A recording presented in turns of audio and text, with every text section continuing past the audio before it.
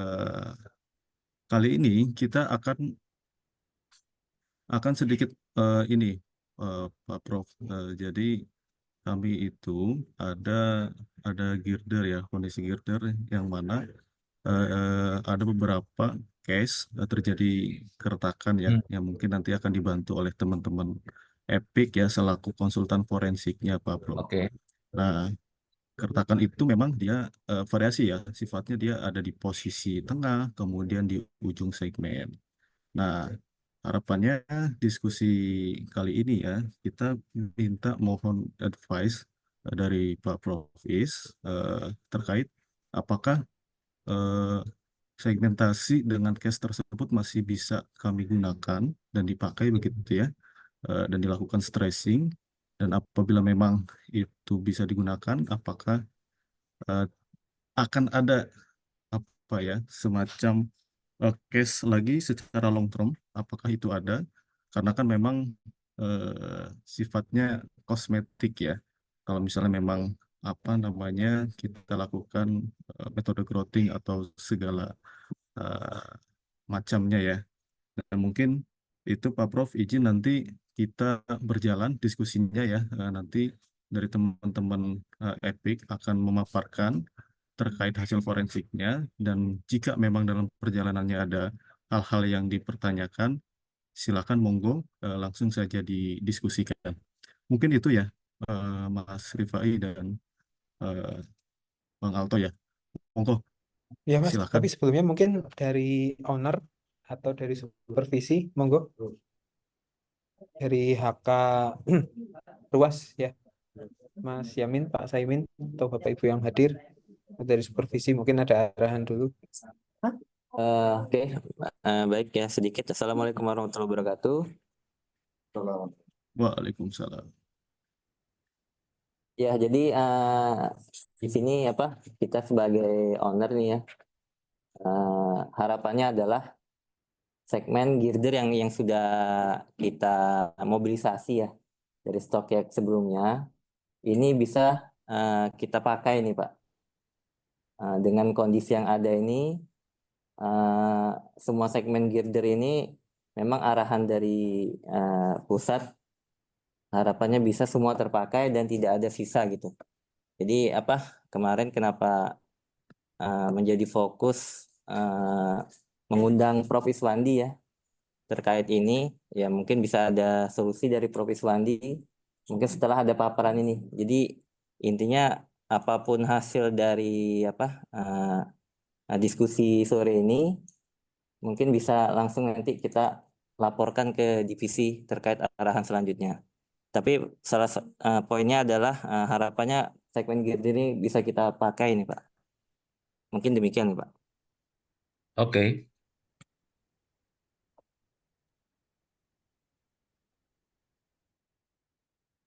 Ya, mungkin dari yang lain ada arahan terlebih Ini dahulu. izin menambahkan, maaf kami dari kontraktor, Oh ya, Mas Pak Yogi, izin monggo. Mas Arifin, Pak Profes Wandi, Pak Yamin, izin menjelaskan mungkin sekaligus apa namanya inilah kronologisnya ya Pak Prof ya. Jadi izin girdernya merupakan girder waskita Pak, girder waskita ruas Prabu Mulih Muara Enim Pak Prof. Ya mungkin sudah dilaksanakan atau diproduksi pada tahun 2020-2021 yang lalu. Nah, kemudian saat ini di Junction Palembang karena girdernya masih sisa, kita coba maksimalkan seluruhnya penggunaannya gitu, Prof.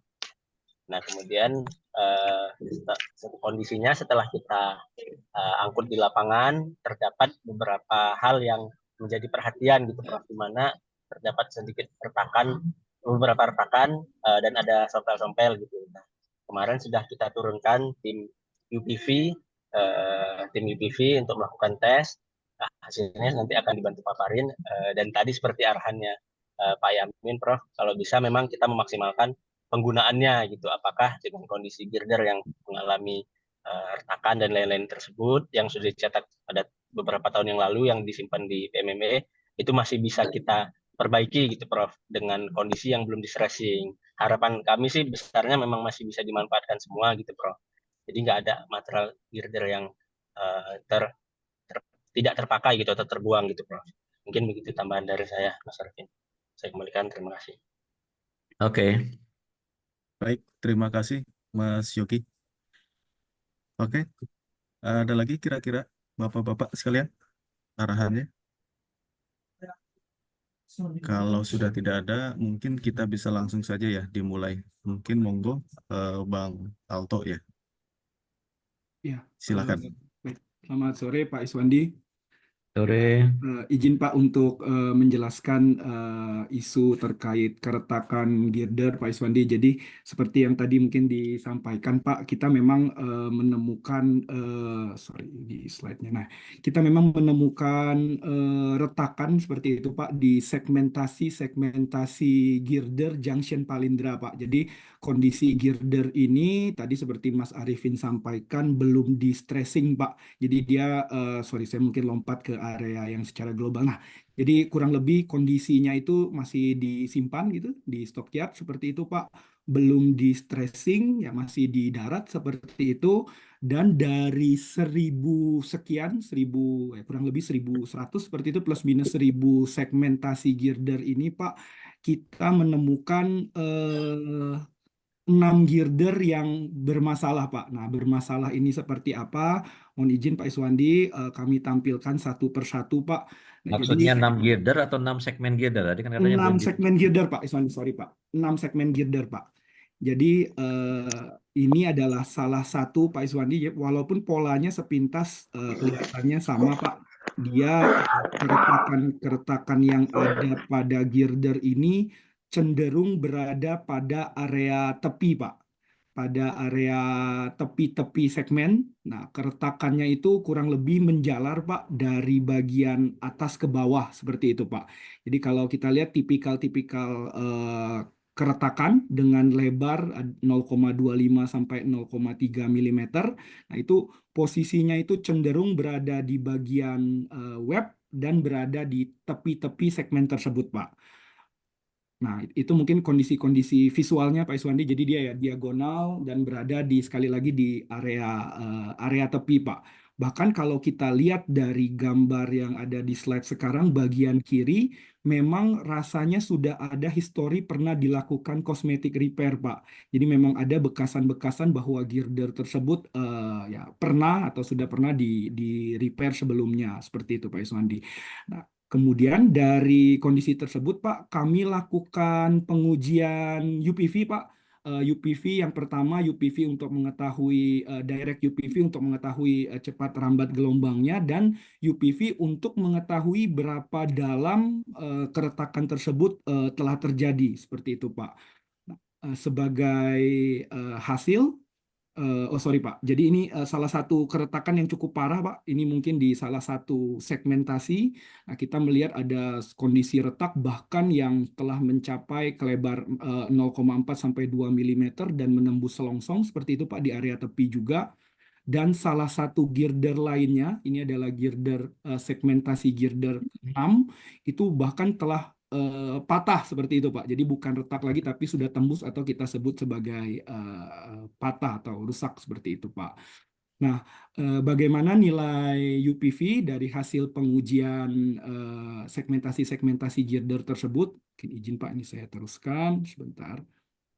Yes.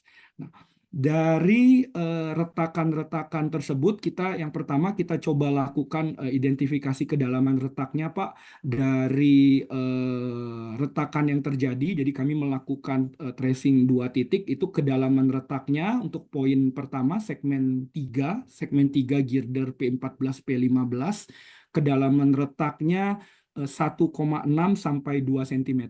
Itu data yang pertama, Pak.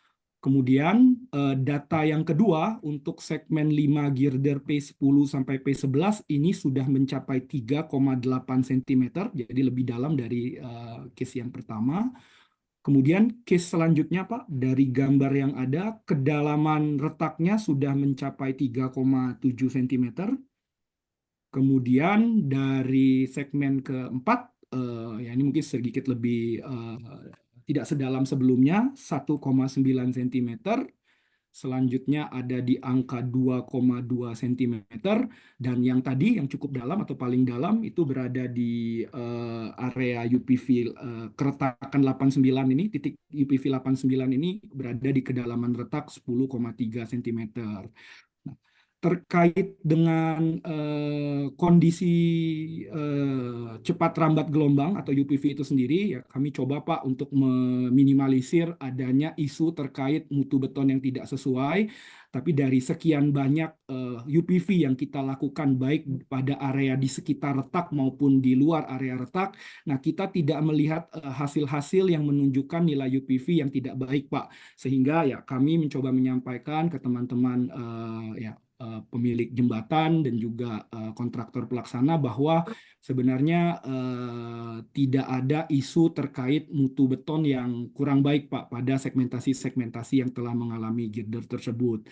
Dan saat kami diminta pendapat, Prof. Iswandi, kami menyampaikan bahwa karena keretakan ini berada ya sebagian besar pada area web, area-area yang segmentasi tersebut nanti akan ada pre-stressing pada area tersebut, Pak, sehingga ya kami mengkhawatirkan upaya-upaya perbaikan yang dilakukan dengan catatan girder ini belum di-stressing memiliki resiko, Pak, resiko di masa yang akan datang. Mungkin itu Pak Iswandi yang bisa disampaikan terkait permasalahan keretakan di girder ini, Pak. Enggak, yang terakhir tadi maksudnya kalau diperbaiki gimana tadi terakhir? Yes, jadi kalau kita perbaiki Pak, misalkan di grouting seperti itu Pak Iswandi, nah kemudian kan ini kan belum di stressing ya Pak. Nah kita khawatir adanya, terutama di bagian web ya Pak ya. Nah itu kita khawatir akan terjadi pembukaan keretakan kembali Pak akibat penutupan yang tidak sempurna Pak. Apalagi keretakannya cukup dalam Pak Iswandi. Oke. Karena belum di-stressing, Pak. Mungkin berbeda dengan kasus-kasus sebelumnya di mana kita menemukan keretakan pada girder yang sudah di-stressing seperti itu, Pak Iswandi. Oke. Kemudian kalau yang tadi kedalaman retaknya yang selain yang ini kan yang Sampai yang selongsong ya, Pak. ini yang ujung ya, yang mana nih? Kok bisa Ya, dalam sekali? ini Lebar Pak, retaknya mana? di sini Pak. Ini Pak. Sorry Pak. Ini 2 mili. Lebar retak 2 mili tapi kedalamannya itu sampai 10 cm, Pak. Oke, terus yang berikutnya tadi yang sebelumnya? Sorry Pak. Sebelumnya ya ini Pak, ini 2,2 cm, Pak. 0,3. Oke, sebelumnya lagi. 1,9 cm, Pak. Oke, sebelumnya lagi. Nah, ini yang cukup dalam, Pak, 3,7 cm. Yang tadi lebih dalam. Oh ya, yang pertama lebih dalam, Pak. Tapi yang ini yang Oke, maksudnya yang tidak terus? berada di area ujung, Pak. Ini di tepi gitu ya, Pak. Tidak berada di area selongsong maksudnya, Pak. 3,7 cm. Terus? 3,8 cm, Pak. Ini yang retakannya cukup banyak, Pak. Terus yang lain? Udah itu aja. Iya, Pak. Hanya 5 case girder retak plus 1 yang mengalami patah seperti itu, Pak Iswandi. Cuma itu saja, Nah, Pak, yang ditemukan. kemungkinan penyebabnya apa? Kalau dari dari pandangan kami mungkin ini karena berada di tepi ini mungkin akibat proses handling atau penyimpanan yang kurang sempurna Pak Iswandi. Mungkin benturan di bagian tepi seperti itu Pak. Karena posisinya selalu di bagian tepi Pak Iswandi.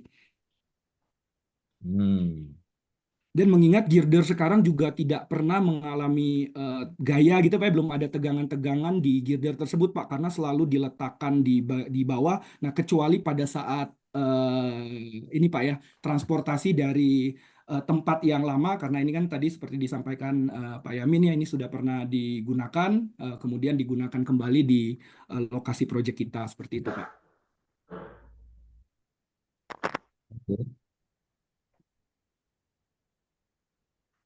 Ya, semoga dilanjut.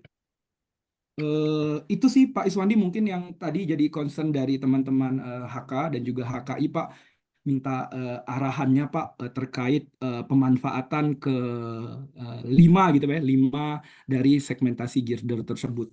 Itu Pak Iswandi. Ya, retaknya tidak berubah kan? Udah dorman kan? kondisinya memang dorman Pak, walaupun memang tidak ada atau belum ada pengukuran sebelumnya Pak. Ya, kalau mau diperbaiki, problemnya apa ya? Diperbaiki nggak ada masalah menurut saya.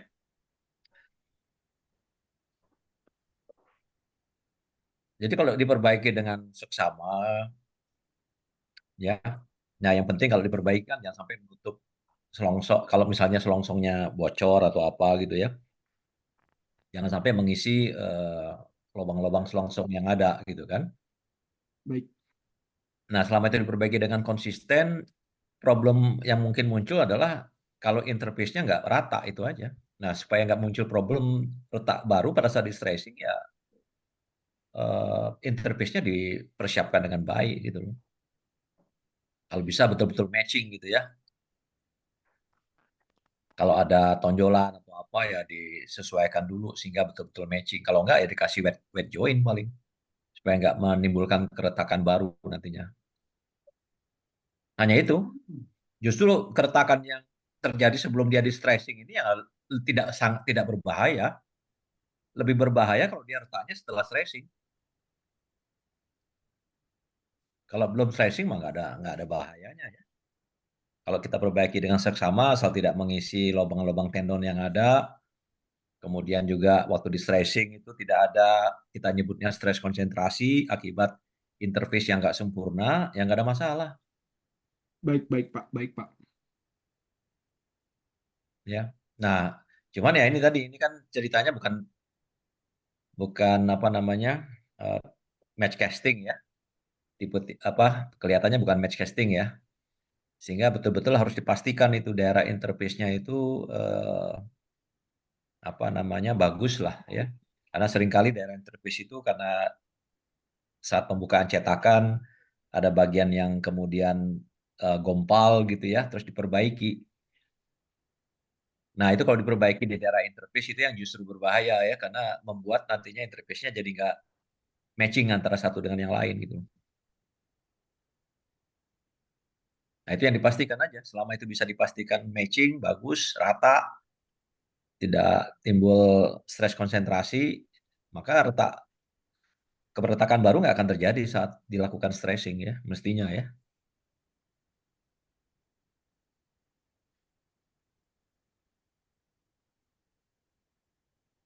Gitu kira-kira. Kalau untuk case yang ini Pak Iswandi, seperti apa Pak? Kalau keretakan mungkin yang case yang tadi Pak, yang pertama atau kelima gitu ya Pak, yang berada di area selongsong ini Pak. Ya tinggal diperbaikin aja. Yang Oke, saya yang saya bingung itu kok bisa 10,3 cm iya, iya, kedalaman retaknya ya. betul Pak. Cukup Itu dalam. mengukurnya gimana itu? Karena itu daerah yang artinya secara pengukuran kedalaman nggak objektif. Ada jarak minimum ya antara titik transducer dengan tepi bebas gitu loh. Jadi kalau dia sangat dekat ini gelombang itu hilang, mencar kemana-mana gelombang itu. Jadi bacaannya nggak objektif ini 10,3 ini. Oke, oke Pak. Ya, karena posisinya tidak tidak ideal untuk melakukan pengukuran dengan menggunakan UPP. Ya, nah ya tapi diperbaiki aja. Tapi nggak ada masalah mestinya sih. Selama tadi kan ini retak ini akan terus melebar ya kalau tadi yang saya bilang interface-nya nggak sempurna.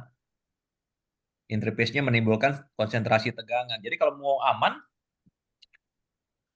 ya sebelum stressing daerah itu dibuat wet joint aja. Jadi dipertemukan antara segmen yang bersebelahan dikasih wet joint yang tipis gitu loh. Ya bisa pakai epoksi juga ataupun bahan lainnya ya. Sehingga rata nantinya interface yang ketemu. Nah kalau rata ya nggak ada masalah, aman ya.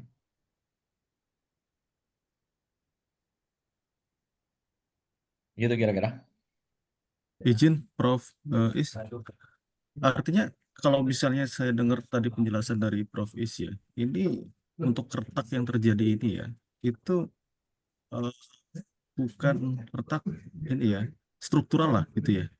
Artinya ini Ya, ya kalau melihat polanya sih kelihatannya bisa struktural karena tadi ya efek handling yang tidak sempurna ya, terjadi benturan kan kalau kita lihat tadi ada yang sampai sampai pecah ya, agak tepinya ya, itu kan karena benturan itu.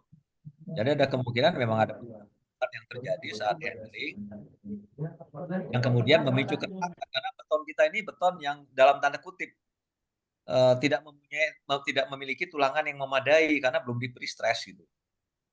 Sehingga efek benturan itu dengan mudah menyebabkan beton kita itu retak gitu loh. Nah, bisa juga retak ini akibat susut dan lain sebagainya ya. Kalau kita lihat itu kan ada retak-retak yang di daerah yang dikuningin itu kan di sebelah kirinya juga ada retak-retak ya, yang bentuknya agak sedikit arbitrary ya, polanya ya. Nah, itu kan retak-retak susut bisa dikatakan. Kira-kira gitu, Pak. Jadi bisa karena benturan gitu ya. Kalau yang udah lebar seperti ini ya ini benturan udah jelas ini. Saat handling lah.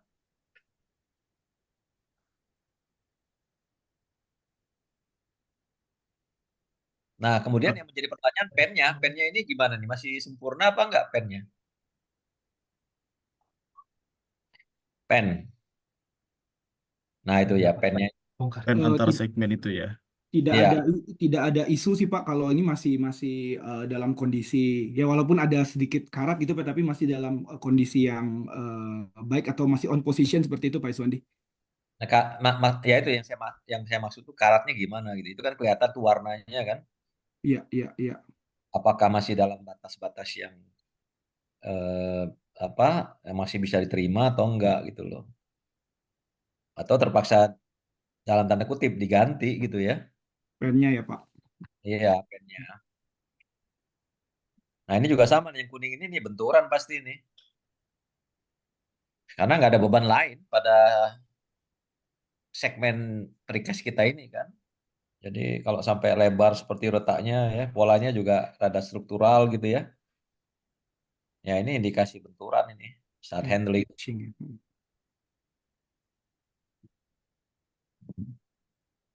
Nah, kalau yang sebelumnya coba sebelumnya yang tadi ada sebelumnya. Nah, ini kalau ini sih ya bisa gabungan juga ya polanya ya.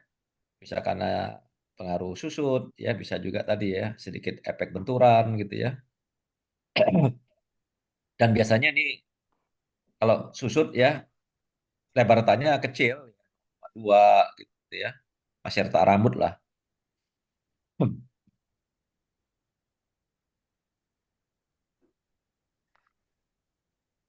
Kira-kira gitu. Nah, kalau 0,2 ini kalau di stretching nutup dia pasti. Kalau disuntik 0,2 juga percuma kecuali kita punya injeksi apa namanya epoksi yang yang apa namanya yang viscosity-nya rendah sekali. Jadi kalau mau diinjeksi yang seperti ini harus pakai epoksi yang viskositasnya rendah sekali, yang memang bisa mengisi retak di bawah 0,3 mm. Jadi jangan sembarang epoksi yang dipakai. Iya, iya. Jadi epoksi itu ada banyak tipe ya, ada yang viskositas rendah, viskositas menengah, viskositas tinggi. Nah untuk yang seperti ini harus yang betul-betul encer, ya, yang spesifikasinya memang diperuntukkan untuk injeksi retak di bawah 0,3 mm. Nah itu rasanya di produk domestik rasanya nggak pernah ketemu saya, ya. Tapi kalau Biasanya tinggi ya Pak produk Iswandi. luar import ada, ya. Kalau luar import ada. Kalau kita injeksi ini dengan viskositas yang menengah tuh tinggi, percuma, buang-buang duit, nggak masuk dia, malah lebih banyak yang kebuang. Tapi coba dicek dulu lah, siapa tahu ada yang untuk di bawah 0,3 ya, di beberapa vendor yang besar ya, Ika, Fosrock atau apa namanya, eh, MBT itu apa sih namanya sekarang?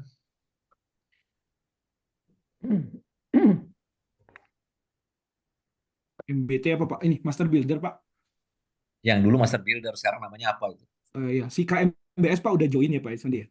Oh, udah join ya? Ya Betul nggak Pak. tahu lah Ya, pokoknya. udah join ya si Pokoknya yang KMBS. besar-besar itu, Yes, yes. besar-besar itu mestinya punya. Kalaupun dia nggak punya di sini ya dia pasti datangkan dari Singapura gitu.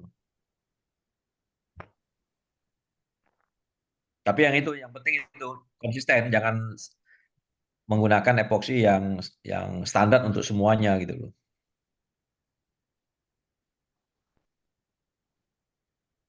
Oke.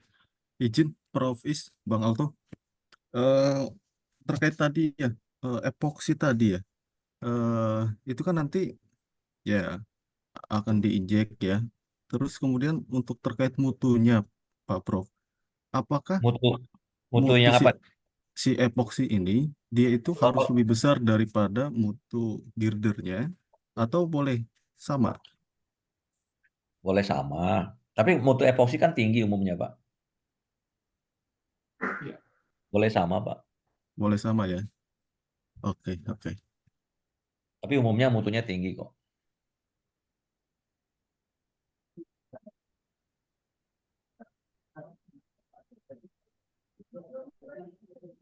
Mas Arifin, yang tadi udah atau boleh kita ke yang case yang kedua?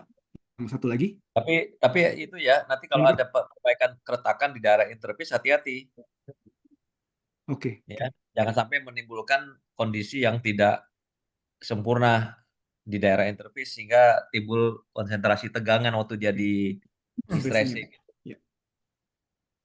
Ya kalaupun nggak sempurna terpaksa dilakukan yang tadi saya sampaikan, wet joint gitu, mau nggak mau. Oke, baik Pak Prof. Terus saya ada pertanyaan lagi Pak Prof. Ini untuk long termnya ya terkait misalnya ini kita lakukan dengan apa namanya perbaikan epoxy inject gitu ya. Eh, Terus untuk long termnya ini apakah nanti ada case yang akan terjadi Pak Prof? Hmm, ya kalau kita bicara long term kan sebenarnya kan yang berpengaruh adalah utamanya ya porositas mutu beton gitu ya, dari betonnya gitu loh. Dimana kalau beton itu mudah dimasukin oleh kontaminan gitu ya, CO2, chloride, ya maka itu akan mempengaruhi jangka panjang. Tapi selama itu mutunya tadi katanya nggak ada masalah. Artinya dari sisi porositas relatif bagus harusnya kan. Terus retak-retak yang ada ya kita injeksi sehingga tidak membahayakan. Artinya kan kalau retak itu misalnya dibiarin terbuka, itu kan udara masuk, ya kan, Ya. air masuk. Nah itu yang bisa mempengaruhi justru gitu ya jangka panjang ya. Tapi kalau itu kita perbaiki, ya nggak ada pintu untuk masuknya kontaminan gitu loh, yang bisa mempengaruhi jangka panjangnya si gather tadi gitu. Kira-kira gitu, Pak.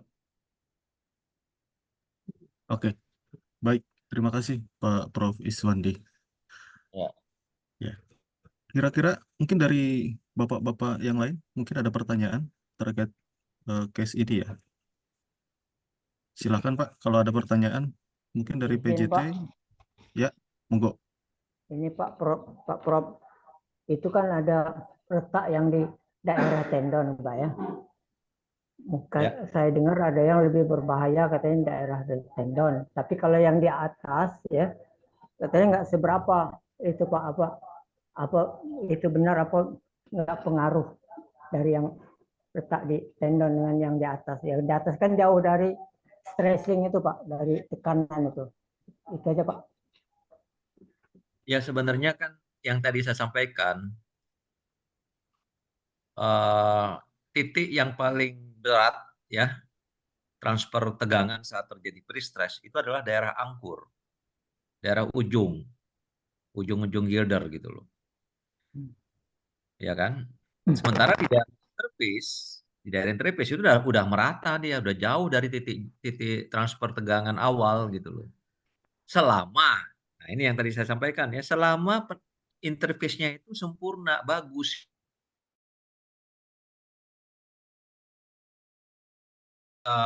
sehingga waktu dia ditekan satu terhadap yang lainnya, ketemunya tuh nggak 100% gitu ya. Hmm. Nah, disitulah bisa memicu keretakan baru. Karena ada konsentrasi tegangan, terjadi pemindahan tegangan lagi, terpusat menjadi merata, itu memicu retakan lagi. Tapi selama dia bisa nempel secara baik satu permukaan terhadap permukaan lain ya, terus kita stressing dari ujung ya, ya mau di daerah tendon, mau di luar tendon tuh sama tegangannya. Ya, tegangan Bernoulli Ya, semua di sana. Ya, istilah kita tuh tegangan yang tidak terganggu atau tegangan Bernoulli.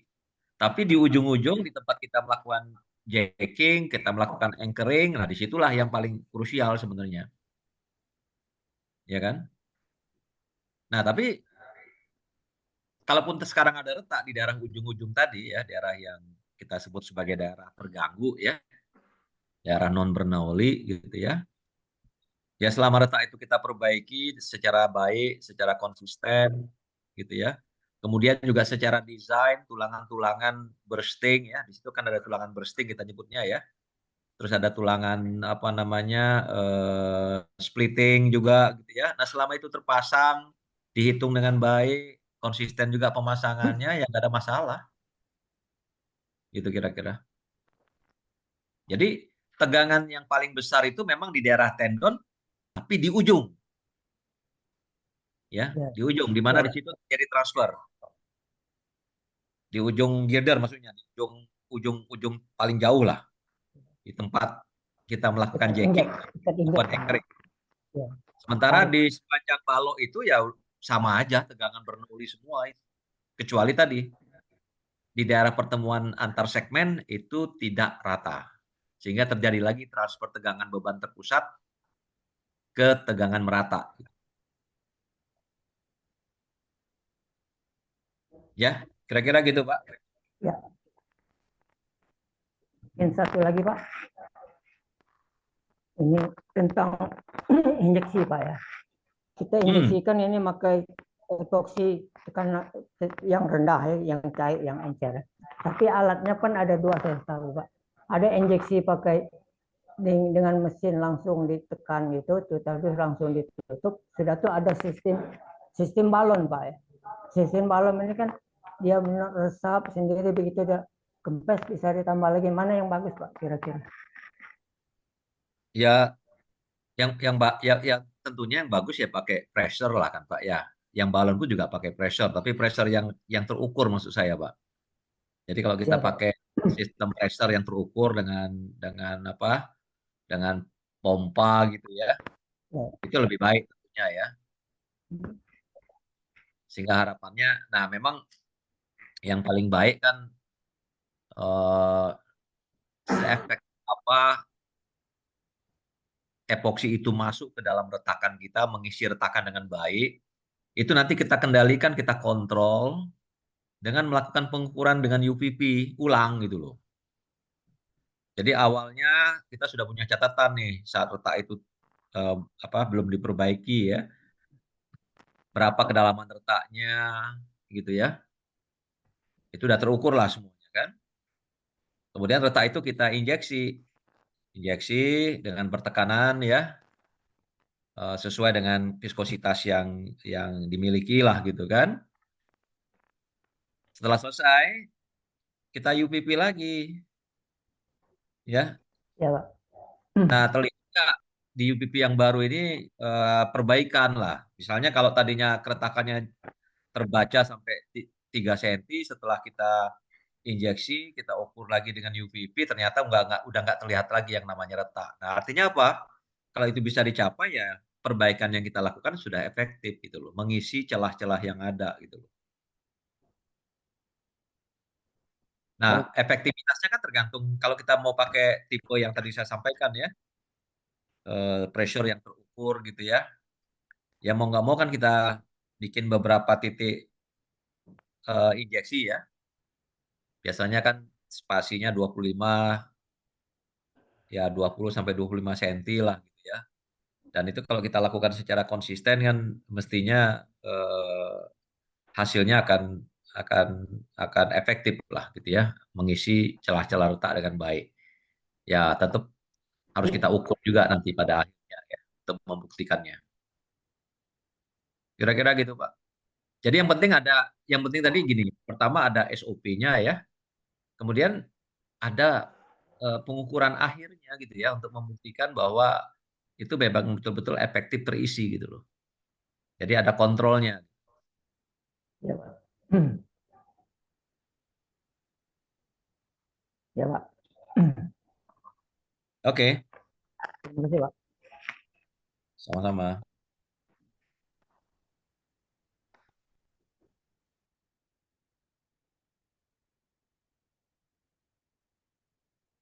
Nah, kalau yang udah pecah gini ya nggak bisa kita injeksi ya. Yang pecah tadi coba punten. Molet yang pecah tadi. Ini Pak. Mana? Bukan yang kelihatan. Nah, ini kan yang sebelah kanan ini kan. Nah, kalau kayak gini kan nggak bisa diinjeksi nih. Tembus ya Pak Ya, udah ya. ini harus kita pakai sistem growting ya. Kita cor ulang lah maksud saya dengan menggunakan apa namanya cetakan gitu ya, supaya dia membentuk atau bisa bisa nempel juga dengan baik dan bisa padat, dan perlu ada sirkonektor gitu ya antara antara beton baru nantinya dengan beton lama.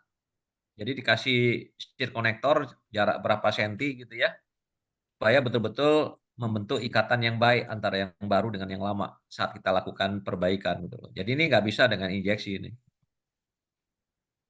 Bahkan bagian yang sudah lepas itu harus kita lepas itu,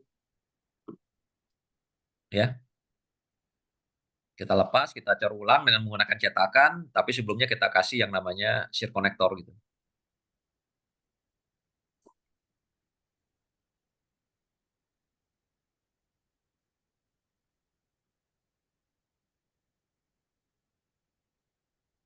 Kira-kira gitu? Oke. Ya. Artinya itu dikupas begitu ya, Pak Prof ya. Dikupas, Ya, kemudian dikupas kasih. ya, Remove ya. Remove ya. di apa namanya dilepas lah gitu. Kan itu sudah Iya, iya. integritasnya udah terganggu itu, Pak. Oke. Integritasnya udah terganggu. Jadi bisa kita bayangkan retakan pun juga mungkin udah banyak di dalam ini micro crack gitu ya, di bagian yang sudah lepas itu, Pak.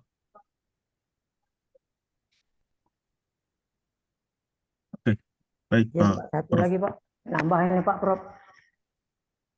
Ya, Ya, di sini ada girder nanti kan, Pak, yang nanti diafragmanya itu sudah nggak cocok dan sudah tuh ada pemotongan besi. Jadi untuk girder ini untuk memasangkan besi diafragmanya itu, Pak, jadi akan dilakukan dengan pengeboran, Pak.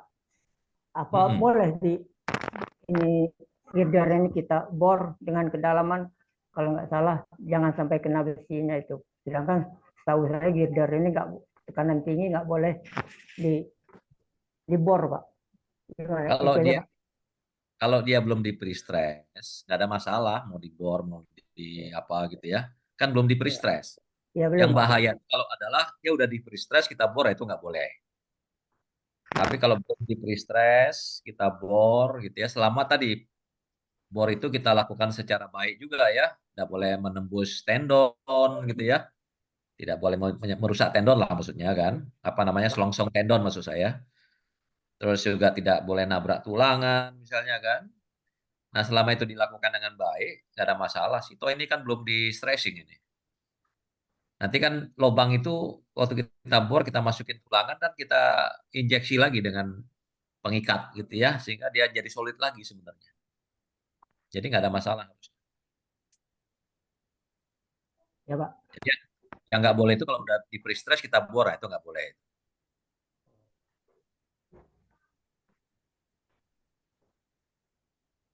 Makasih, Pak. Yuk, sama-sama.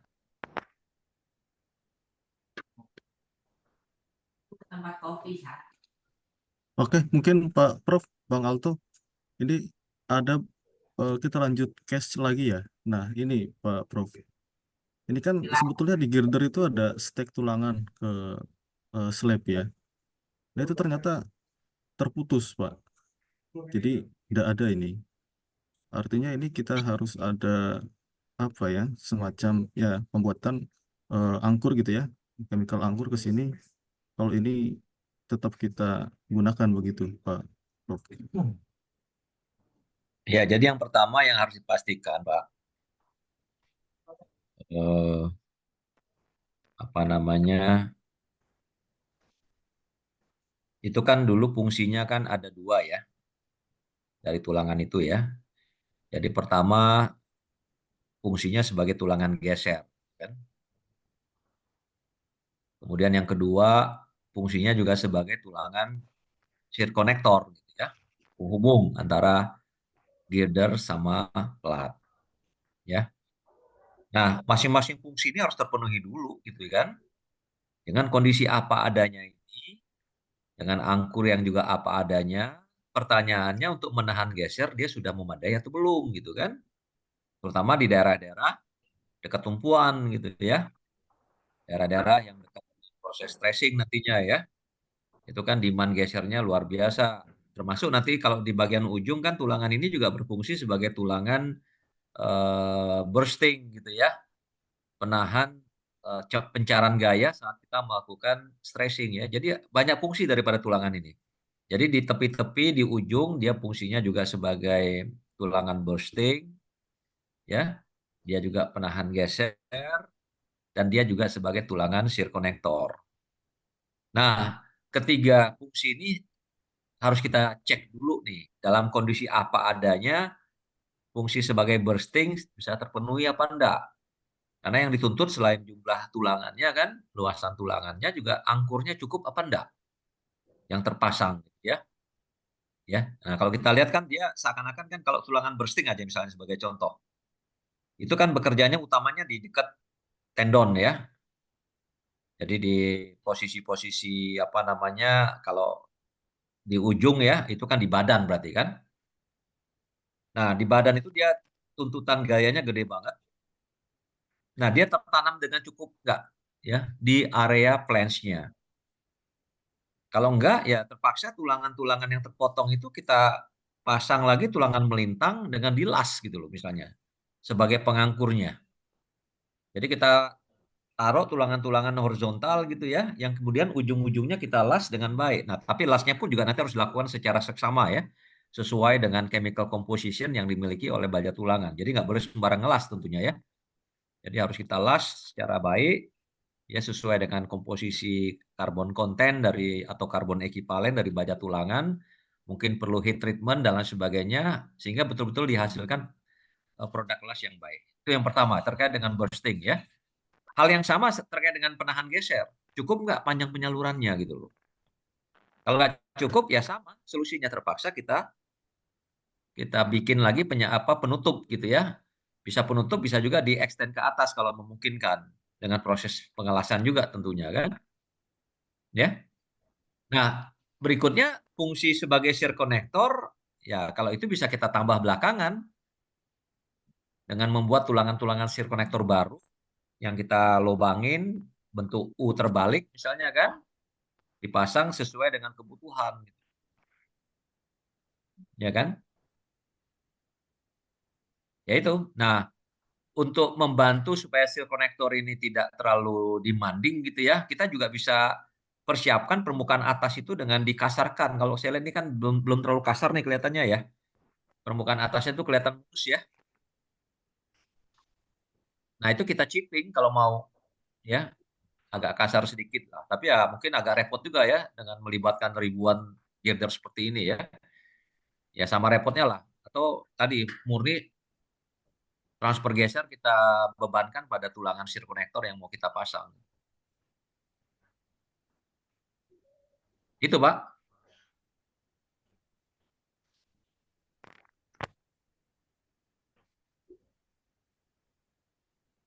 Halo? Ya, halo. Baik, terima kasih Prof. Is.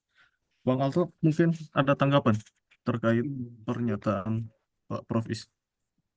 Ya, mungkin ya sama Pak Arifin ya. Jadi kemarin rasanya memang kita perlu untuk transfer gesernya, shear connectornya Pak Iswandi utamanya karena ya memang sudah hilang semua Pak sepanjang segmen girder seperti itu. Nah, nanti mungkin sesuai arahan Pak Iswandi, Mas Arifin kita coba hitung gitu ya.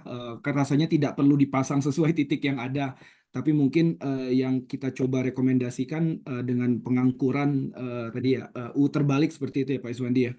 Ya. Dibandingkan kita untuk melakukan pengkasaran gitu ya Pak, karena kita khawatir kondisi tersebut tidak dapat dilaksanakan secara ideal, Pak Iswandi. Nanti kita usulkan menggunakan angkur tambahan U terbalik seperti itu, mungkin Pak Arifin, Pak Iswandi. Nah, tapi untuk nahan geser, nahan bursting itu sudah cukup belum panjang penanamannya? Udah dicek belum? Panjang penanaman yang ada ya Pak ya. Nanti, Iya. baik Pak, nanti coba kita lihat Pak dari gambar ya Pak ya, karena kemarin memang ini gambar-gambar strukturnya gitu Pak ya, di area bursting dan gesernya girder sudah terpenuhi atau belum, nanti kita coba evaluasi juga Pak. Ya, Tapi karena kan cukup tadinya kan apa namanya istilahnya ini kalau nyoret pakai apa ya? Kok nggak ada di sini? Biasanya ada. annotate nggak ada Pak ya? Nggak tahu nih, annotate-nya kok nggak ada ini. Sebentar. More.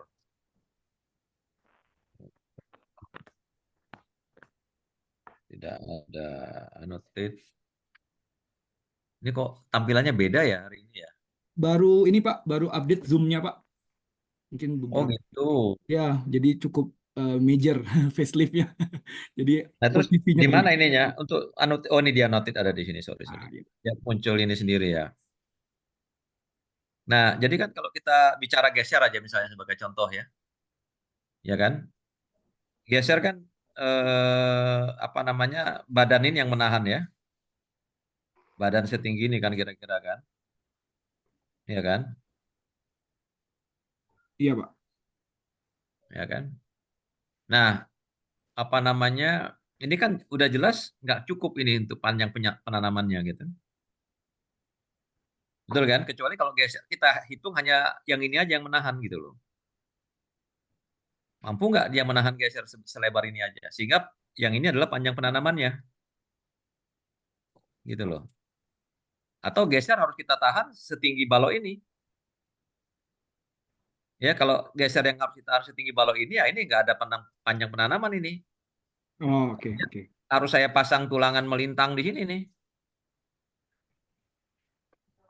Ya. Di lokasi yang sudah putus tadi ya Pak, ya, dengan pengelasan terkontrol ya Pak. Iya, betul. Yes. Betul. Oke Pak. Atau bisa dua ya solusinya ya, menurut saya ya.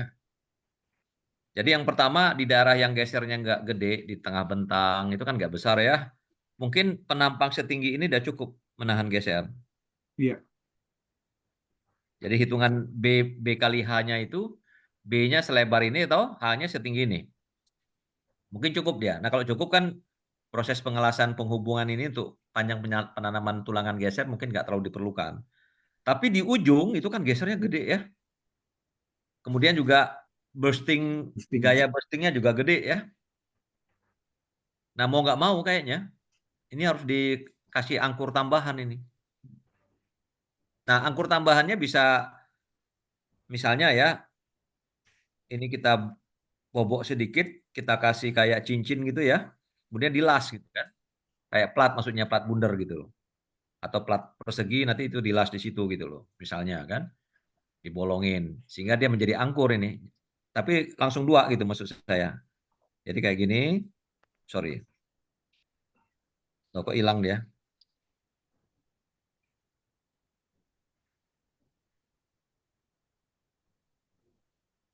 Ini platnya kegedean nih, sorry. Nah ya, plat tipis saja. Ini ada tulangan yang tadi, agak sedikit kita bobok gitu ya, tulangannya bisa keluar, dilas di sini gitu loh. Jadi di sini ada plat-plat gitu loh. Ya bisa beberapa tulangan juga kita pasang gitu ya. Paling begitu. Hanya di daerah tumpuan. Baik Pak Iswandi. Clear Pak. Ini bentangnya berapa meteran? 40 atau lebih rendah? Cukup banyak yang 40 Pak. Girder-girder 40,8 Pak. Ya itu kan mungkin girdernya tingginya sama semua nih ya. Mungkin ada yang untuk bentang 30, ada untuk bentang berapa tapi tetap tingginya sama atau dibeda-bedain tingginya. Tingginya sebentar Pak. Ya maksud saya kalau tingginya sama, bentangnya bisa beda-beda kan ada bagian-bagian di mana ternyata geser tuh nggak menentukan ya Pak. nggak menentukan gitu loh.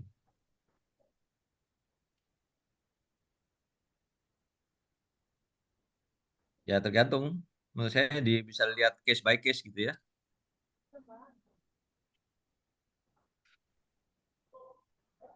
Kira-kira gitu.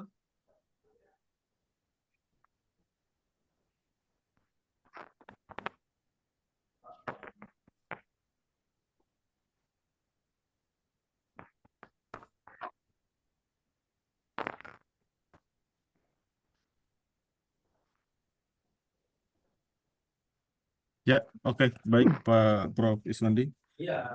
Eh, itu artinya untuk yang case ini ya, ini bisa tadi metode perbaikannya eh, menggunakan ini ya, apa namanya,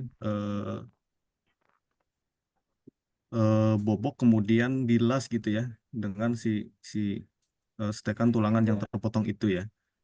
Kemudian Tergantung nanti kebutuhan ini aja, Pak. Untuk pengelasan tadi kan tergantung kebutuhan apa namanya, baik shape, baik apa belakang geser maupun melakukan bursting, Pak. ya, artinya itu mungkin harus apa ya, semacam di back calculate gitu ya, kebutuhan sirnya Ya, berapa betul, gitu, betul, betul, nanti bisa dipakai berapa gitu ya. betul. Oke. Kemudian ada lagi Pak Prof. Selain itu ya, stack girder tadi yang di ujung itu di atas, ini ada stack untuk diafragma itu juga terputus, Pak Prof. Nah, Hmm. kemarin apa ya? Kemarin kita sudah sempat tanya juga ya metodenya itu kan kita pakai apa namanya chemical angkur gitu ya. Hmm. Nah, cuman ini karena tebel web ini kan dia terbatas ya, tipis lah di 20 cm gitu ya. Hmm. Artinya kita harus pastikan juga kedalaman embedded-nya itu terpenuhi atau enggak dengan kebutuhan eh, penyaluran tulangan itu ya. Nah, Harus tembus, Pak. Nggak bisa nggak, Pak? itu harus ditembus, Pak. Iya, harus tembus dong. Nggak akan cukup hanya penyalurannya kalau nggak tembus. Terkait untuk tendonnya akan crossing nggak ya, Pak ya? Apanya? Akan nge-crossing tendonnya nggak ya? Ya itu makanya harus dicek dong posisi tendonnya, jangan sampai kena ke tendon, jangan nggak boleh kena tendon. Kan posisi tendon bisa kita kita bisa petakan kan harusnya kan.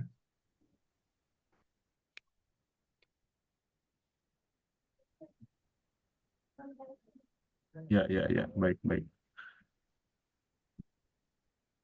Kemarin sebetulnya kita sudah sempat ajak tim ini, Pak Prof, apa namanya, tim eh, eh, ini ya, chemical anggur itu. Jadi memang Mhm. kebutuhannya itu panjang tertanamnya itu di antara 5 sampai 8 cm ya. Nah, itu dapat Nggak mungkin Pak. Diameter berapa Pak? itu diameter 16, Pak. Ya nggak mungkin. Nggak mungkin dong Pak. Nah, itu mah nggak tepat itu.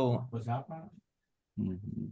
Ya, ya. Biasanya itu minimal Pak. Penanaman untuk angkur seperti itu 10 kali diameter Pak. Nggak mungkin hanya 5 cm.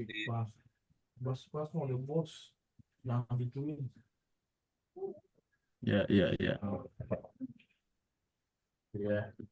Nanti kalau memang bisa dibuktikan 5 cm, Bapak buktikan dengan ditarik Pak. Cabut pasti Pak. Mohon izin menambahkan Pak Prof, Mas Arifin. Jadi izin Pak, memang kemarin kita sudah koordinasi sama Hilti-nya Pak. Dari Hilti-nya itu merekomendasikan minimal 10 kali diameter Pak. Minimal 10 kali diameter. Nah, namun dengan kondisi kita diameter 13 dan diameter 16 artinya kan harus masuk 13 sampai 16 cm ya Pak ke dalam. Betul. Nah, itu kan Betul. sudah kena dengan tendonnya Pak. Makanya kemarin yang kita lakukan adalah kita trial Pak beberapa diameter. Itu dari diameter 13 sampai diameter 22 kalau nggak salah kemarin ya. Itu dengan kedalaman 5 cm sampai 8 cm. Hasilnya ada. Mungkin Punten bisa dibantu share hasilnya Mas Bastian biar kita lihat bersama hasil. Enggak, Pak. Tadi sudah kita lakukan hasil tariknya Prof. Jadi kalau Mas, kita ngedesain itu Pak, kalau kita ngedesain itu nggak boleh berdasarkan hasil apa Wah, ya. namanya pengukuran, Pak. Karena ada yang namanya safety factor, ada yang namanya variabilitas. Makanya kemudian code mengatakan kalau kita pakai epoxy itu minimum 10 kali diameter, Pak. Oke. Karena kan itu harus memperhitungkan safety factor. Sekarang gini, banyak sekali orang di lapangan, Pak, waktu mengerjakan pakai epoxy, Pak, itu epoxy itu udah mau lewat, istilahnya tuh ada yang namanya pot life, Pak ya, umur potnya ya, umur segarnya, Pak. Umur segarnya udah mau habis tetap aja dipakai, Pak. Dan Oh. akibatnya apa? Ya kalau Bapak pernah dengar kejadian jatuhnya kamar mandi di Tanah Abang, Pak, yang menggunakan produk sejenis ya, dengan sistem angkor, ditanam, itu kan ditempel di bagian dinding luar, itu sekitar 10 tahun, 15 tahun yang lalu lah ceritanya, Pak. Ya, waktu saya masih anggota TABG. Ya itu fail, Pak. Menimbulkan korban jiwa waktu itu kan. Karena apa? Karena tadi, Pak, rely pada hasil pengukuran on-site gitu loh, Pak. Yang mana kita belum itu masih sifatnya deterministik, Pak. Sementara kalau kita bicara aplikasi di lapangan itu kita juga harus memperhatikan yang namanya variabilitas, berbagai kemungkinan apa namanya hal-hal yang tidak sempurna gitu loh, Pak. Nah, ini harus tercover ini. Ada yang namanya safety factor gitu, Pak. Belum lagi kita bicara nanti beban lalu lintas ini kan beban dinamis, Pak. Tes yang dilakukan emangnya dinamis gitu? Enggak kan? Tes yang dilakukan statik doang.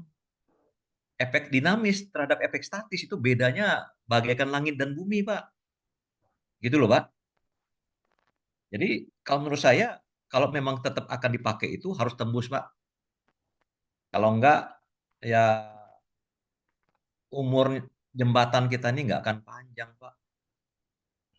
Bebannya itu beban dinamis, apalagi kalau nanti kita bicara ada overload, ya, dan lain sebagainya. Dimana kalau overload, beban truk yang lewat yang tidak merata, Pak, itu kerja diafragma berat sekali, Pak.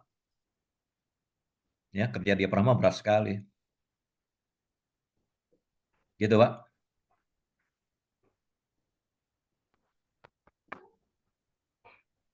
Jadi kalau saya tidak merekomendasikan, Pak. Dari pengalaman ini, Pak, ya. Dari pengalaman, dari standpointnya itu adalah standar juga, Pak. Dan efek bebannya juga, Pak. Ini bukan statik ini. Ini adalah beban dinamis yang bekerja nantinya, Pak. Nah, mungkin kalau mau dibuktikan juga, lakukan tes dinamis, Pak. Bolak-balik gitu ya. Siap, Pak Prof. Jadi izin Pak Karmaran, karena kalau melakukan 10 kali diameternya itu sampai mengenai tendon, sehingga kita coba opsi itu gitu, Prof. Dengan harapan adalah gaya yang dibutuhkan, gaya yang aktualnya adalah harus lebih besar daripada gaya yang dibutuhkan gitu, Prof. Kemarin sih sederhananya kami gitu, Prof. Nah, ini belum dapat masukan dari Prof seperti ini gitu, Pak. Jadi kalau tadi ya, Ya. terkait dengan permasalahan tendon, Pak. Ya kita positioning lah posisi tendonnya, Pak. Kita identifikasi kan mudah ya sebenarnya ya, dari ujung-ujung yang sepanjang segmen berapa, 6 meter atau 7 meter ini. Kan sudah ada titik-titik lubangnya ya di ujung-ujung ya. Kita bisa kemudian lakukan pemetaan, tentunya juga dikaitkan dengan gambar rencana dulunya kan, ya. Sehingga posisi dari apa namanya tendon bisa apa namanya diidentifikasi dengan baik. Itu solusi pertama, Pak. Solusi kedua, kita bisa melakukan lagi analisis, Pak. Analisis ya dengan merubah posisi daripada diafragma gitu, Pak. Jadi posisi diafragma kita rubah di tempat-tempat yang betul-betul kita bisa bebas dari tendon misalnya kan, Pak. Nah, tentunya kan harus dihitung ulang kan dengan posisi diafragma yang baru. Boleh nggak itu kita lakukan? Ya boleh aja, nggak ada yang melarang, Pak. Ya kan? Kan fungsi diafragma sebenarnya untuk memeratakan beban yang bekerja pada girder ke girder-girder lainnya sehingga terjadi distribusi gitu kan. Sehingga mereka bekerja bareng gitu kan. Jadi itu dicek juga. Yang ketiga, alternatifnya, ya kan, peran diafragma kita kurangi gitu Pak. Jadi peran diafragma kita kurangi, ya, dengan harapan bahwa girder kita ini punya kapasitas berlebih gitu Pak. Jadi kan sebenarnya kan peran diafragma ini yang salah satunya diutamakan adalah mendistribusikan gitu kan Pak ya. Jadi waktu ada beban bekerja hanya di 2 girder, ya, beban truk terutama yang gede bekerja di 2 girder, dia akan mengajak girder yang lainnya juga ikut menahan beban tersebut. Sehingga beban yang ditahan oleh 2 girder itu menjadi berkurang gitu Pak. Nah, kita bisa cek dengan kondisi di mana misalnya diafragma ini kita buat seakan-akan jadi kayak sendi gitu ujung-ujungnya ya, jadi bukan fix gitu ya. Agak dirilis lah maksud saya, ya. Sehingga nanti kebutuhan tulangan-tulangan angkurnya juga bisa berkurang, tapi akibatnya nanti girder kita bekerja lebih keras gitu. Nah, dengan dia bekerja lebih keras, mampu nggak si girder kita tadi gitu loh. Jadi banyak solusi sebenarnya Pak berhadapan dengan ini, tapi jangan kita tadi apa namanya memaksakan dengan kedalaman yang tidak memadai Pak. Nanti jadi masalah nantinya. Gitu Pak. Oke, siap, baik Prof. Terima kasih masukannya Prof.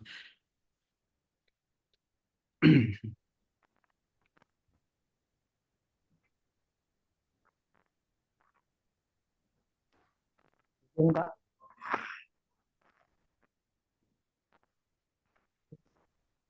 Ya, Ya, Izin, Pak Pro. Pak Pro, oke. ini Pak, ini kita kan akan mungkin kita akan mengadakan misalnya tadi kan ada untuk pengelasan Pak ya. Nah pengelasan itu baik diafragma besi yang itu tuh ada nongol ya apa keluar dari itu sekitar 5 sentian Pak. Jadi untuk pengelasannya apa kita perlu pakai overlap di las atau ujung ke ujungnya kita las Pak? Karena untuk apa untuk menghindari panas apa gimana itu. Jadi mana yang bagus apa overlap apa dari ujungnya Pak? Itu aja Pak. Ya, jadi kalau kita ngelas itu pertama ya yang harus pasti dulu ya.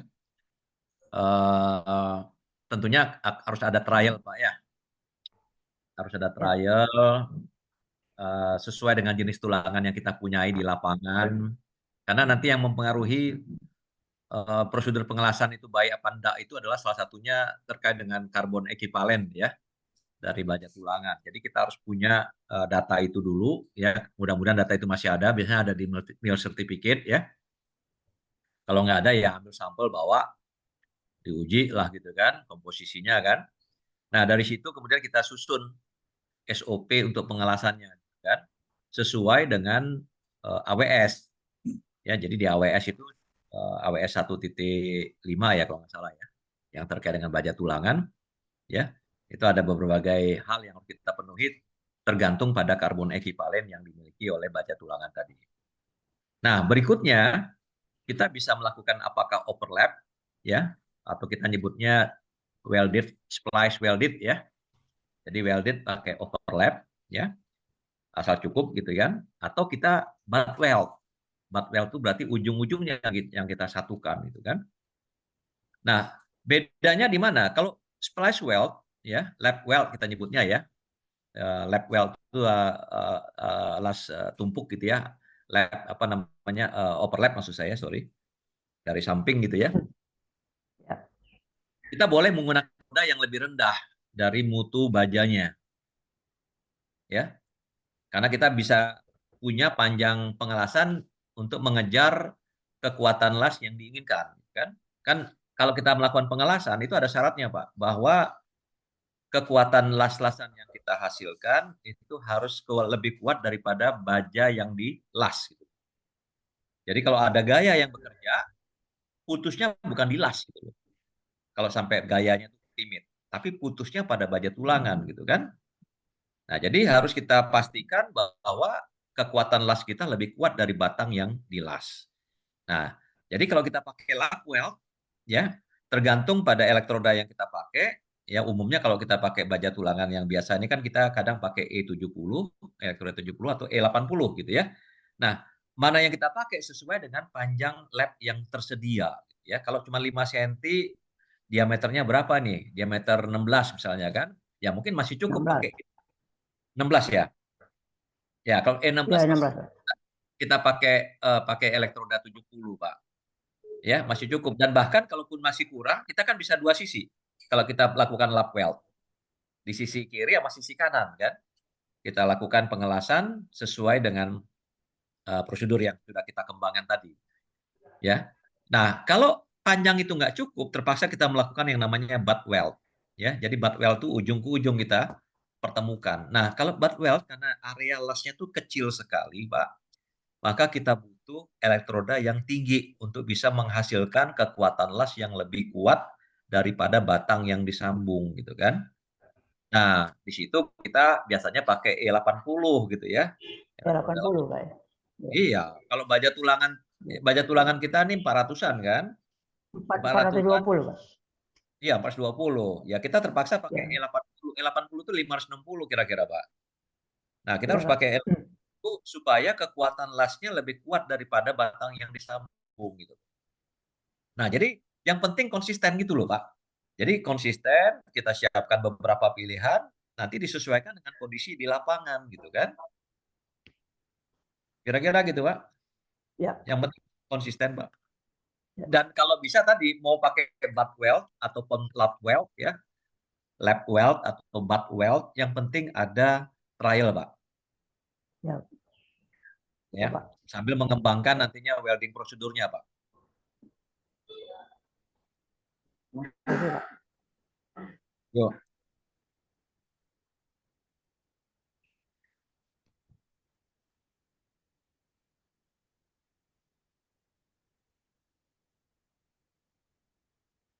Enggak, kalau masih ada yang ditanyakan?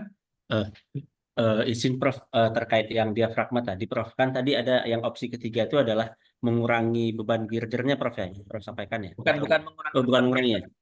Mengurangi kontribusi diafragma dalam memindahkan beban yang ditahan oleh girder. Jadi kalau gini, ekstrimnya gini, Pak. Ya. Saya coba cek, girder ini kalau bekerja sendiri aja dengan beban maksimum yang ada di atasnya, mampu nggak dia? Gitu loh, Pak. Ya. Kalau mampu, artinya dia secara sistem dia ternyata didesain untuk menahan 100% beban yang ada di atasnya tanpa melibatkan girder-girder yang ada di sebelahnya. Artinya peran diafragma kita bisa kita kurangi gitu, Pak. Nah, tapi kan kadang kita desain girder ini hanya menahan sekitar 70% atau 80% beban yang ada di tributary bentangannya gitu kan.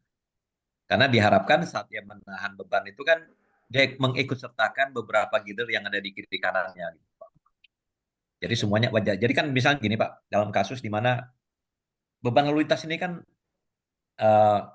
bisa saja bekerja hanya satu truk gede bekerja di atas 2 girder, Pak. Ya, betul, Pak. Ya kan? Ya, betul, Pak. Nah, saat dia bekerja di atas 2 girder ini karena ada diafragmanya akan mengikutsertakan girder yang lain ikut menahan beban lalu lintas yang bekerja di atas 2 girder tadi, Pak. Sehingga si 2 girder tadi tidak menahan 100% sebenarnya dari beban yang ada di atasnya. Jadi kalau kita modelkannya pakai finite element ya, pakai SAP misalnya, Pak. Di mana modelnya kita betul-betul 3 dimensi. Ada girder, ada cross beam segala macam gitu ya, ada diafragmanya kan. Maka terus dimodelkan dia rigid semua kan. Nah, maka peran diafragma itu maksimum di situ, Pak. Tapi kalau misalnya kita juga ngecek girder ini kita desain secara terpisah, seakan-akan dia cuma single girder, di atasnya itu beban lalu lintasnya maksimum bekerja di tributarinya tentu saja, dan girder kita mampu menahan itu gitu loh. Maka peran diafragma bisa kita kurangi, Pak. Kira-kira gitu, Pak. Baik, Prof, siap, Prof. Izin menginfokan juga, Prof ya. Di sini kan sebenarnya girdernya itu desainnya untuk CTC 2,4, namun karena kita cuma neram, jadi CTC-nya hanya 2,1, Prof. Jadi mungkin itu mungkin jadi apa ya? Jadi salah satu sedikit penguatan bahwasanya girdernya menahan lebih sedikit dari beban rencananya mungkin, Prof ya. Enggak juga. Enggak juga ya, Prof. Jadi semakin pendek diafragma, Pak. Ya. Ya, semakin pendek diafragma itu semakin efektif kerja girder-girder yang ada di sebelahnya, Pak. Semakin panjang kan, kalau Bapak bicara kita girder, semakin panjang diafragma itu semakin fleksibel kan diafragma kita, Pak. Jadi kalau dia semakin dia fleksibel, dia lebih apa istilahnya faktor distribusinya menjadi lebih rendah gitu, Pak. Tapi semakin pendek dia, jarak antar girder kita semakin dekat gitu misalnya kan, diafragma kita semakin kaku, Pak. Ya, karena dia semakin kaku, kalau satu girder dibebani, itu akan mengajak girder sebelahnya itu secara lebih efektif bekerja, ikut membantu gitu, Pak. Karena kekakuan diafragma yang sangat pendek tadi, Pak. Baik. Jadi intinya kalau saya punya 5 meter diafragmanya, antar girdernya 5 meter, itu udah nggak bekerja, diafragma itu, Pak. Oh, Kira-kira gitu. Karena saking fleksibelnya diafragma tadi, udah nggak bekerja diafragmanya. Oke, baik Prof. Siap Prof. Artinya kan ini tinggal mengecek terkait dengan kekuatan girdernya Prof ya, apakah mampu menahan. Betul. Kemudian yang kedua, punten Prof, misalnya nih Prof, tadi kan kita hanya kedalaman 5 cm dan 8 cm ya Prof ya. Nah, tapi kan gaya yang terjadi di diafragma sudah dihitung gitu Prof ya. Misalnya nih kita safety faktornya kita gedein Prof dengan menambah jumlah angkurnya, jumlah chemical angkurnya di diafragma itu kira-kira masih membantu juga nggak Prof ya untuk safety? Ya bisa, asal jumlahnya Bisa. banyak ya. Tapi kan yang jadi problem nantinya kan pada saat kita perbanyak jumlahnya, Ya. efektivitasnya kan jadi berkurang gitu kan. Karena kan kalau kita bicara diafragma ini kan yang paling besar sebenarnya transfer momennya kan Pak ya. Ya. Nah kalau kita bicara momen kan kita bicara lengan momen. Nah tulangan-tulangan yang jauh jaraknya atas ke bawah itu paling efektif bekerja nanti saat dia menahan gitu kan. Tapi semakin kita perbanyak tapi ke arah bawah semakin tidak efektif dia kan Pak. Nah itu yang harus kita perhitungkan juga. Jadi boleh kita perbanyak tapi dia dangkal ya, tapi kita harus lakukan perhitungan secara konsisten juga mengingat tadi yang saya bilang. Ya, jadi semua angkur yang kita pasang itu tidak akan sama efektifnya ya karena tergantung pada jarak lengan momen yang tersedia untuk masing-masingnya gitu Pak.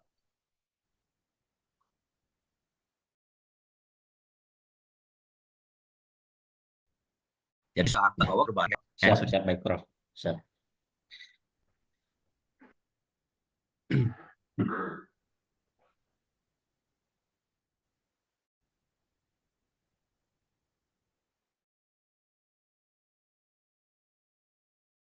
Untuk yang diafragma mungkin ini nanti kami diskusikan ke perencana ya Prof ya untuk diskusi Prof yang tadinya. Ya, mangga. Nah, siap. Sama punten Prof, kembali lagi kalau boleh kembali lagi ke yang masalah perbaikan girder tadi Prof. Jadi kemarin kita juga sudah mengundang pihak Witon maupun pihak WBP-nya ke lapangan langsung kan Prof ya. Jadi mereka masing-masing menurunkan timnya lah, tim yang di Palembang gitu untuk mengecek gitu. Nah, kemudian dari keduanya itu setelah kita datangkan melihat retakan girder yang lebih kurang hampir di kedua sisi gitu Prof. Letak vertikalnya di kedua sisi gitu. Mereka agak riskan gitu untuk perbaikannya. Kira-kira ada rekomendasi atau pernah punya pengalaman nggak Prof ya aplikator yang bisa memperbaikinya gitu Prof? Biar kita coba carikan untuk rekomendasi ininya Prof, perbaikan girdernya. Soalnya dari aplikator Witon dan WBP kemarin ngelihat langsung ke lapangan pada bilang belum pernah punya pengalaman gitu Prof, yang belum di stressing bahasanya untuk perbaikan retak di kedua sisi gitu. Sebenarnya nggak ada masalah. Justru yang sebelum di stressing itu lebih tidak berisiko dibandingkan dengan setelah di stressing, Pak. Baik. Kalau setelah di stressing kan udah berisi tegangannya udah banyak banget di girder kita itu. Iya. Justru perbaikannya lebih riskan di situ. Kalau yang udah di stressing kan. Apalagi kemudian perbaikan itu kan dalam tanda kutip. Ya. Kalau kita yang kita perbaiki beton prategang nih. Perbaikannya bukan prategang kan. Jadi timbul variasi di girder kita kan. Jadi kan kalau misalnya kita punya gompal pada prategang yang udah di stressing gitu kan. Terus yang gompal itu kita patching lagi. Yang patchingan ini kan tidak di pre-stress. Artinya ada pelemahan pada girder kita. Jadi justru kalau sudah di pre-stress itu lebih riskan sebenarnya. Karena ada hal yang kurang saat kita melakukan perbaikan. Tidak sepenuhnya kembali ke seperti semula. Sementara girder yang belum kita pre-stress, kita isi, kita growthing, kita injeksi, nggak ada masalah. Dia belum di pre-stress. Nanti waktu di pre-stress, semuanya mengalami pre-stress yang sama gitu Pak. Jadi justru less berisiko sebenarnya. Selama tadi yang saya sampaikan tadi kan, ya perhatikan daerah interface. Disitulah kalau tidak rata, timbul stres konsentrasi, bisa memicu keretakan baru, bahkan retak lama yang udah terbentuk bisa semakin melebar gitu loh. Nah, jadi harus dipastikan tuh girder-girder yang bermasalah ini interface-nya bagus lah. Kalau nggak bagus ya dilakukan penyempurnaan gitu. Sampai dia betul-betul matching lah, bisa ketemu ya. Kalau bisa 100% kontak antara dua bidang yang ketemu tadi gitu.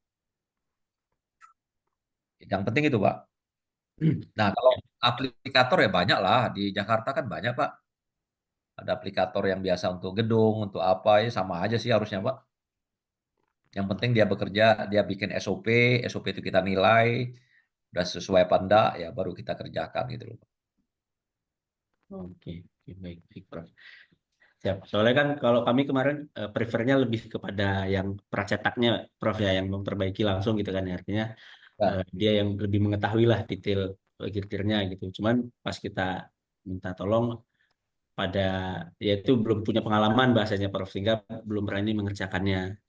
Ini sedang kami Itu coba cari. pracetaknya atau aplikatornya? Pracetaknya, Prof, pracetaknya. Jadi tim kemarin sudah kita panggil tim WBP, pas kita beton maupun yang Wika betonnya, kan ada 2 girder WBP dan beton, Prof. Ini. Harusnya nggak ada masalah, lebih stressing kok. Baik, Prof. Izin Prof. Ya. Ini nanya tentang mungkin mana yang bagus ya. Karena saya pernah mengalami waktu stressing ya. Stressing ditarik 50% hari ini dan besok baru ditarik lagi 100%. Nah, sedangkan yang di tempat kami ini ya, saya nemuin itu ditarik hari ini langsung 100% itu. Ya. Itu memang bertahap 25, 50, 75 dan 100, tapi dia selesai satu hari ini. Nah, sedangkan yang dulu kan dia 25, 50 tapi didiamin dulu 24 jam, besok baru ditarik lagi jadi 100%. Nah, itu mana yang kira-kira bagus, Dok? Ya sama bagusnya, Pak, selama perhitungannya sesuai gitu loh, Pak. Jadi kan kalau kita